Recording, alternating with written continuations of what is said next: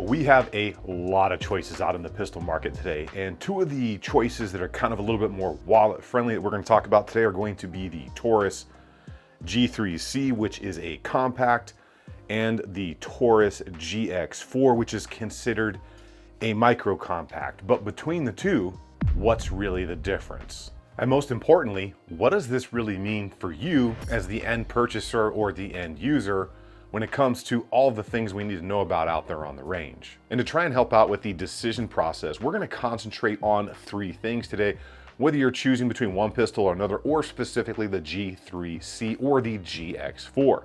Now, these three things are going to be size, shootability, and overall feel. Now, I know there could be a lot more in the list, but these are things that come up time and time again with every owner that I talk about, whether how that thing felt in the hand, how they were able to control it on the range, and of course, the overall size. And if at any time you guys are interested in anything you see here today, I will leave links for you at the build list, my blog post at tacticalconsiderations.com. First link in the description, pinned it in the comments for you. Couldn't make it any easier. So talking about specifically the first one, the size, we're gonna have to take a good up close look so we can really compare the GX4 and the G3C side by side. All right, so let's get into the differences between the GX4 and the G3C. I will list the manufacturer specifications over here on the side, and we're just gonna go over the big things here. So if you're looking for the in-detail review on either, I will post those down below in this comment section and you can watch those videos. But between these two, one, comment. I'm curious to know which one you choose right now before we go any further. But looking at the GX4 compared to the G3C, micro compact versus compact. So if we go backplate to backplate here, we can see we are slightly shorter on that GX4, but the sight radius, the distance between the front and rear sight, if we go rear sight to rear sight and front sight to front sight, is very minimal. What the GX4 does give us is a slightly thinner profile and definitely a shorter profile overall with the slide length. But when we look at grip to grip here, especially if we say remove the G3C magazine right here, now what we're getting is almost exactly the same grip length, because the G3C has that little pinky extension that doesn't even give us an extra round. Where the GX4, the base plate is completely flush to that back section of the frame. So lining these back up, you can see right there, we effectively have the same grip size between the two, but we're getting a little bit of a smaller overall profile with that GX4. And then if we add the magazine back in here, and if I had a 13 round Taurus mag to show you, we would effectively have the same grip length, which can help, because if you've got bigger hands on something like the GX4, your pinky is going to hang off the end like that, which is why the G3C has that little pinky capture right there. However, a couple more rounds with that 13 round mag and you're effectively going to have the same grip size, which helps with controllability and everything else out there like that. So the size between the two, definitely a big difference. One of the other big differences is going to be where the texture is around the grips. There's a lot more texture overall when it comes to the GX4. They take it very high up into the tang, all the way around the grip, all the way around the front strap, up into the reference points forward on the frame. Whereas we don't get all of that with the GX4. No reference texture, no texture all up in here, no texture here, and then it cuts off right there. So although I really do like the texture on both of these, you effectively get a little bit more overall texture with the GX4, which helps control and mitigate that recoil impulse. The other huge difference is the triggers. So quickly look at the difference in the trigger here for the G3C, and we'll obviously see that it has restrike, so that initial take up is very long, then you have a break, reset, and a break. So not bad, but there's a lot of initial play. Whereas the GX4, you have a little bit of take up, hard wall, immediate break, and then reset and a break. Quite a bit of difference, not only in the tactile feel, look, but also the performance of the two, because the GX4 is a chassis design in there, much like the SIG kind of, whereas the G3C is the standard kind of striker original Taurus design. And it does make a difference.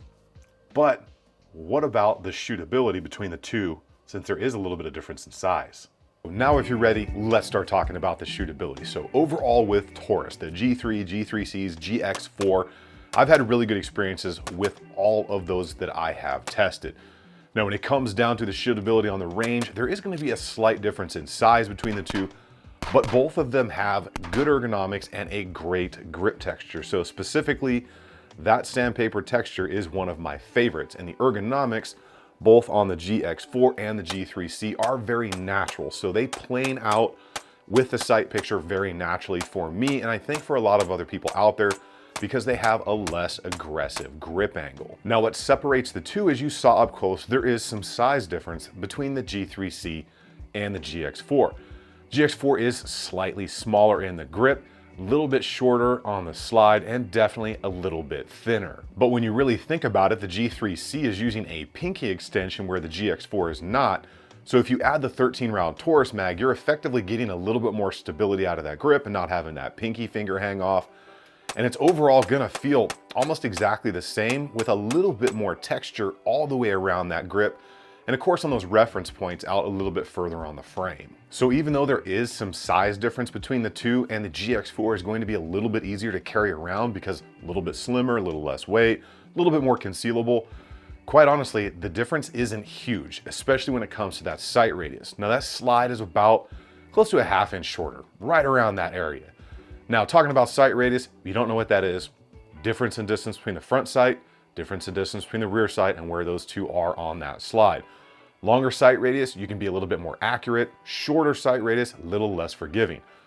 But in all reality, at the distances we're going to be using both of these, I think most of us aren't going to have a problem with either one. It's going to come down to overall how they feel to you. Out on the range, I find the GX4 and the G3C very easy to shoot, very easy to run, doing magazine exchanges from the pocket, or doing a little bit longer of a shot for something like a compact or a subcompact pistol, or a micro technically, which is what the GX4 is. So I don't think you're gonna have a problem, like I said. And a big difference between the two of these is going to be that trigger, which is not only gonna be part of the shootability, but also the feel that we'll get more into in a second. Now the GX4 has a much more kind of flat face style trigger design that doesn't have the restrike on it. So it has a lot less overall travel, which can make a difference out there on the range, because if it's a better trigger, maybe you won't be jerking it as much or putting as much input into the gun as much, because typically these things are going to be very accurate. When they become not accurate is when we input too much into the pistol and start throwing rounds off the target. Pushing right into the overall feel of these things, they are very similar in size and all that stuff like we saw, but there are some standout differences between the two. Now, when it comes to the GX4, there's a completely different contour and profile to the trigger guard. A little bit more squared off in the front, it's a little bit thinner all the way around, and I find myself kind of having less problems as I come off the side of the frame like this and start working into the trigger.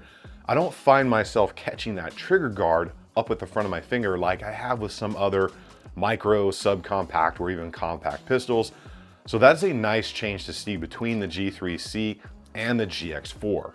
Also, with the GX4, you get the ability for some interchangeability on that back strap. What that's going to give you the possibility of doing is fitting it a little bit better to your hand size. So as you can see for me, I've got a pretty good size hand as compared to the GX4.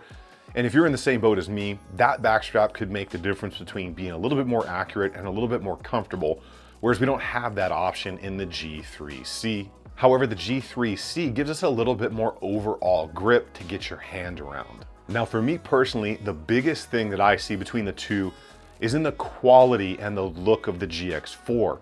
I don't know what it is, if it's differences in coating, materials, or the added detail of the lines in the frame and the texture and where they put it on the frame, but for some odd reason, it just feels like a nicer, higher end pistol than the G3C or G3 does.